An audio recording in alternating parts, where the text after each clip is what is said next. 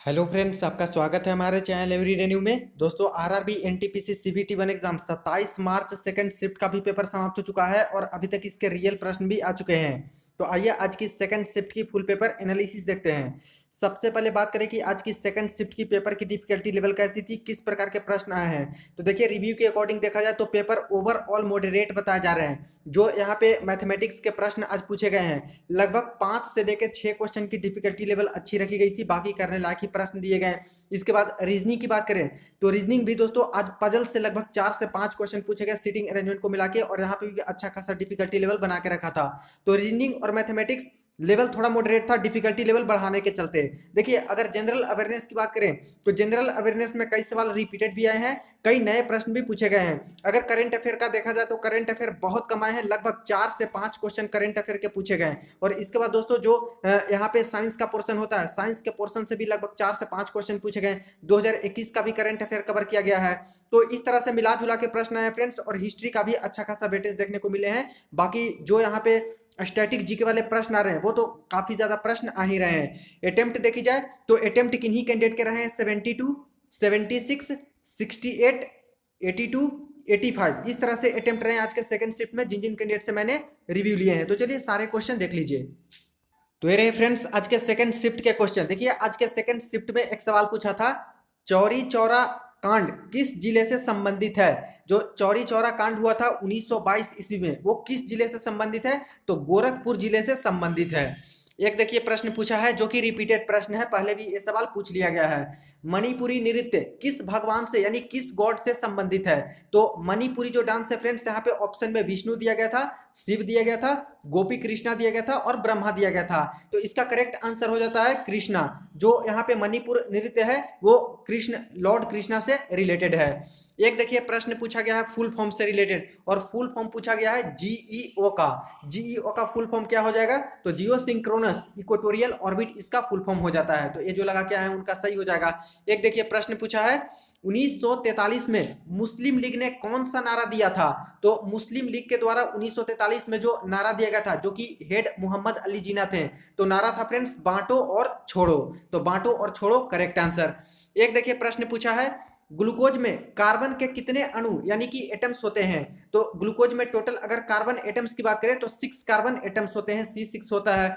इसके बाद देखिए फ्रेंड्स एक प्रश्न आया है कि 1931 में एडविन लुटियंस ने क्या निर्माण करवाया था, क्या बनवाया था। तो 1931 में एडविन लुटियंस की तरफ से इंडिया गेट का निर्माण करवाया गया था। इंडिया गेट करेक्ट आंसर हो जाएगा।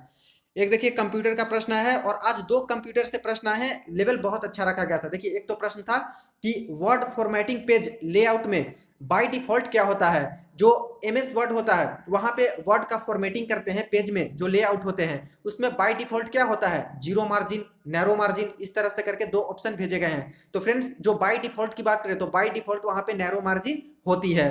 एक प्रश्न देखिए पूछा गया है इस तरह से ऑड वन आउट करके, बुआई दिया गया था, कटाई दिया गया था, निराई दिया गया था और एक बरसात दिया गया था, यानी रेन कह सकते हो। तो बुआई, कटाई, निराई ये सारे खेती से संबंधित है, लेकिन जो बरसात है फ्रेंड्स ये अलग हो जाएगा। तो ये तीनों अलग है और इसमें से ये अलग है, तो ऑड वन आउट में हो जाएगा बरसात। एक देखिए प्रश्न पूछा है घंटा, मिनट, सेकंड और समय, इसमें ऑड वन आउट को निकालना है। तो घंटा जो यहाँ पे आवर हो जाएगा, मिनट हो जाएगा और सेकंड हो जाएगा, ये तीनों अलग हैं। और यहाँ पे टाइम है जो कि अलग हो जाएगा समय। तो ये दोस्तों ऑड वन आउट हो जाता। एक देखिए प्रश्न पूछा है यूएनओ का नाम पहली बार किस वर्ष लिया गया था। अब देखिए यूएनओ जो टर्म है वो फर्स्ट टाइम कब कॉइन किया गया था, कब कब पहली बार यूज किया गया था नाम यूएनओ।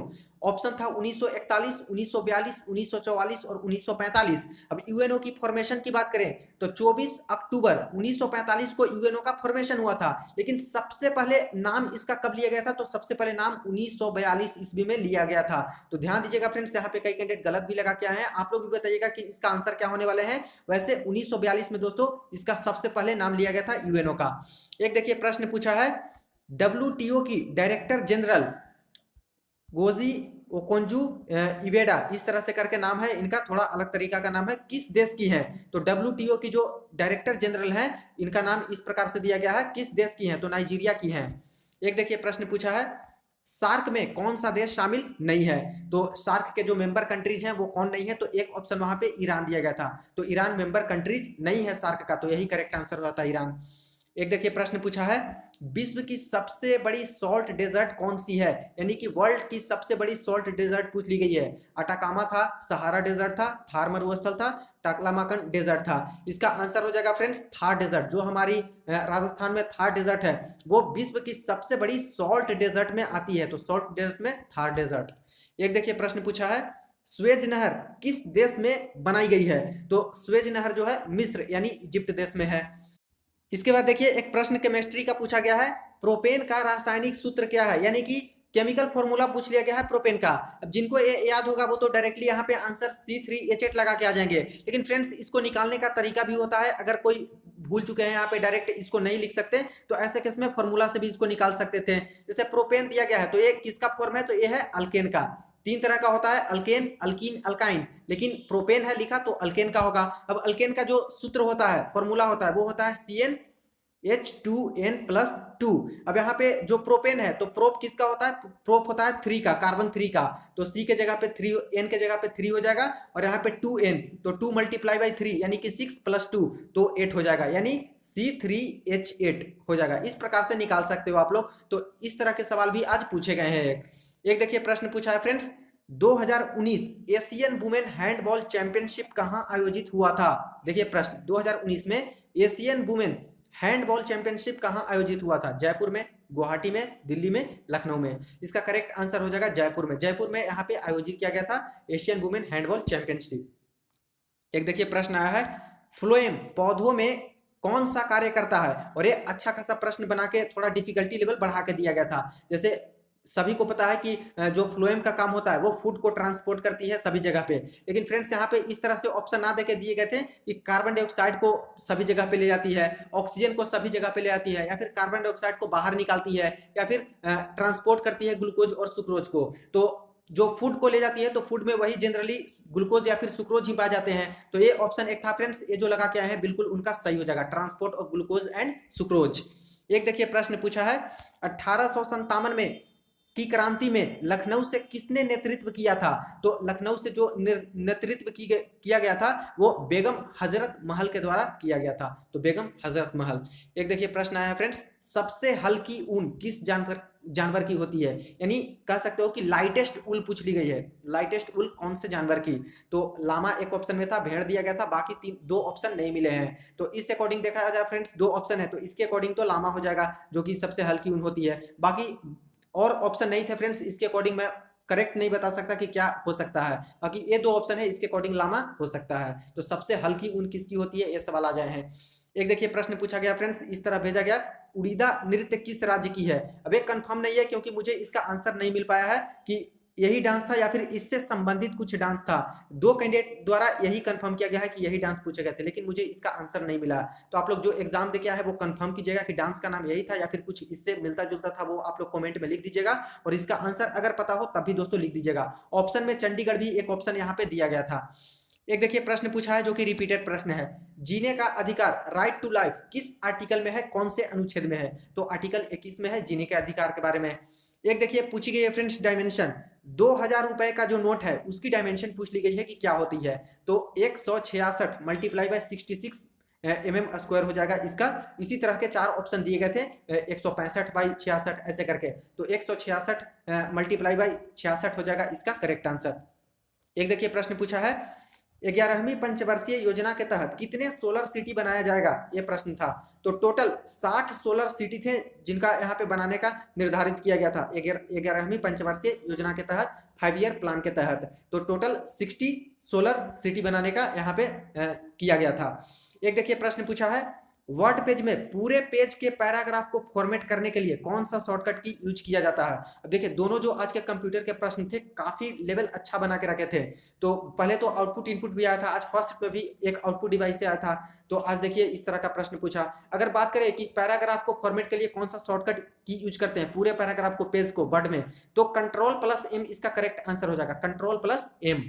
एक देखिए प्रश्न पूछा है, यूनेस्को की विश्व विरासत सूची में कौन सा बायोस्फीयर रिजर्व शामिल है, ये प्रश्न था। चार ऑप्शन था, एक उसमें ऑप्शन सुंदरवन भी दिया गया था। तो सुंदरवन बायोस्फीयर रिजर्व है, इसको यूनेस्को की विश्व विरासत सूची में शामिल कर लिया गया था 2001 ईस्वी में ही। तो सुंदरवन करेक्ट आंसर। एक देखिए प्रश्न मिसाइल से भी आया है, आकाश किस प्रकार की मिसाइल है? तो सरफेस टू एयर मिसाइल है आकाश, तो सरफेस टू एयर।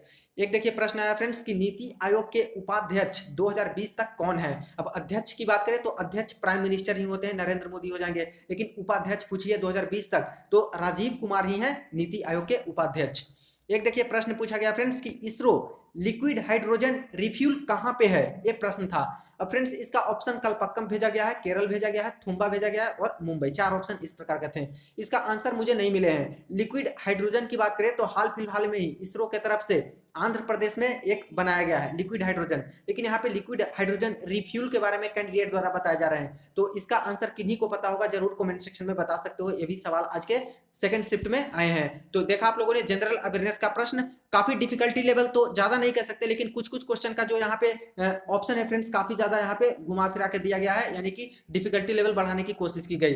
देखिए अगर मैथमेटिक्स की बात कर लें तो मैथमेटिक्स में ट्रिगोनोमेट्री से एक सवाल पूछा गया जो कि हाइट एंड डिस्टेंस का सवाल था। मेंसुरेशन से 2 से 3 सवाल आए, ज्योमेट्री से एक सवाल आया है, टाइम एंड वर्क की बात करें तो 2 क्वेश्चन आए, एसआई सीआई से 2 क्वेश्चन, प्रॉफिट लॉस का 2 से 3 सवाल, नंबर सिस्टम का 1 क्वेश्चन, एलसीएम एचसीएफ से 2 क्वेश्चन, वो भी जो यहाँ पे अलार्म कितने समय में बजेगी इस तरह का सवाल था, सिंप्लीफिकेशन का 2 से 3 सवाल, डीआई वाले 4 क्वेश्चन।